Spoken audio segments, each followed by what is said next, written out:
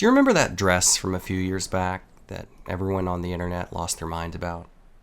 The one where it was white or green or blue or black, and whichever you saw, you were half convinced that everyone who saw something else were just screwing with you. Well, I remember the first time I saw it. It was white and green for a second or two. Then, right in front of my eyes, it shifted to blue and black. I thought for sure it was a trick, that I had been watching an animated GIF or something. But no, it was a still image. The only transformation had been in my perception. But I saw it. I saw the change separate from myself. I think that more so from your average person, I have a layer of separation between what I perceive and what I believe reality is. There are two primary reasons for this, I think. One, I've had a higher number than most of paranormal experiences, and I'll go into that more in a minute. But number two, I'm a lifelong pro wrestling fan.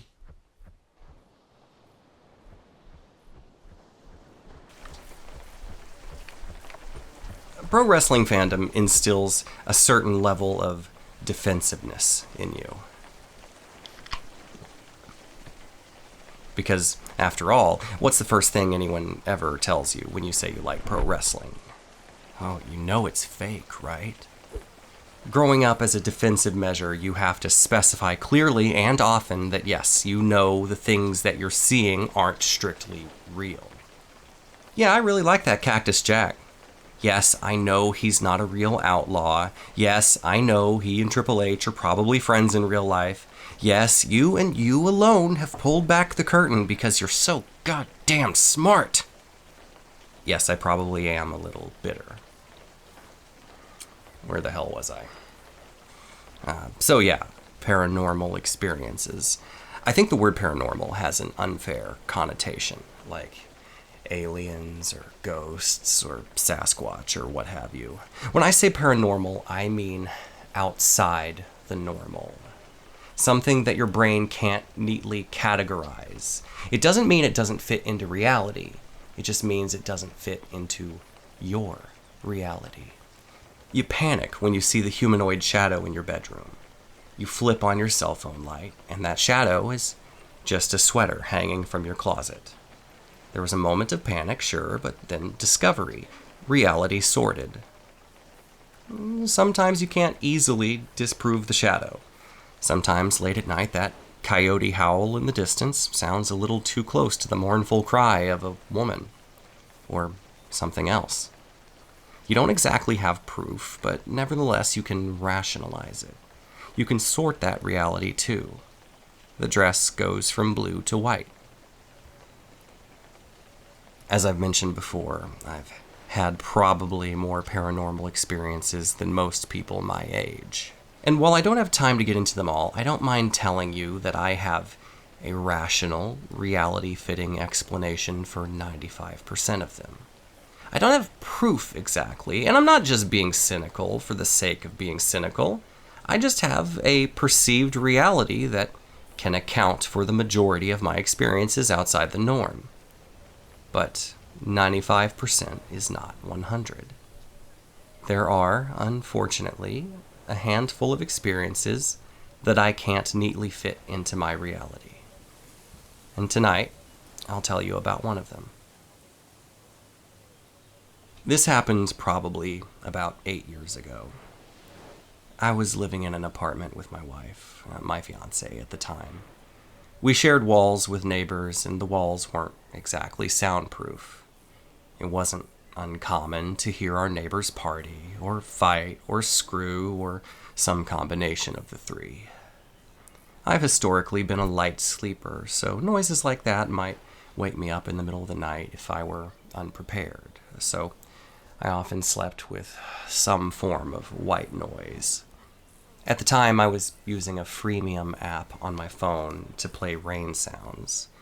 It was a janky app. Quite often it would stop working a couple hours in, If I was sleepy enough by then, I could just ignore it and go back to sleep. And if I wasn't, I'd reset the app and get a few more hours in before it froze again. Anyway, those kinds of issues were normal. But one night, the app malfunctioned in a way that had never happened before or since. I woke up in the middle of the night to find my phone screaming at me. Keep in mind, I don't have the white noise app on at a high volume. I keep it fairly low. With the relative quiet of night, you don't need to be very loud to be heard. But somehow the phone had turned itself to maximum volume. It wasn't playing rain sounds anymore either. It was screaming static. But worst of all, the static had a voice. My brain couldn't sort it, couldn't decide whether the dress was white or blue. I just wanted to make the noise stop. I just wanted to go back to sleep. I tried to reset the app like I always did whenever there was an issue, but for the first time, I couldn't. The screen was frozen. The touch screen was frozen. Next, I tried to force the phone to turn off. That didn't work either. The phone was completely unresponsive. The whole time, the voice continued to scream. My wife, God bless her, she's one of the heaviest sleepers I've ever met. At this point, she'd roused a bit, but she certainly wasn't conscious. She asked me to turn my phone down before rolling back over. And I was certainly trying. Fortunately, back in this point in time, you were still able to take apart your phones without needing a special tool or having to go to the mall or whatever. So I ripped off the case, I ripped off the back of the phone, I pulled out the battery, and finally that was enough. The screaming stopped, and I fell back asleep. I didn't think much about it that night. I didn't even think much about it the next morning. I woke up to find my phone scattered into pieces next to the bed, and I vaguely remembered some weird stuff happening the night before, but these things happen. I put the phone back together and went to work. But when I came back home from work that day, there were a lot of strange cars in our parking lot. People were coming in and out of our neighbor's apartment. People we didn't see very often. They were friends and family of the neighbor.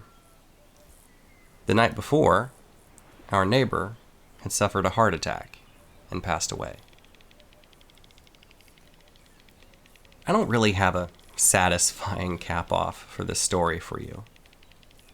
No real lesson to take away, or no message to impart. These kinds of stories aren't generally very satisfying. They're just a thing that happen and make you go, hey, what the fuck? And you spend the next few years trying to fit it somewhere into your reality. If you're lucky, it fits, and you move on.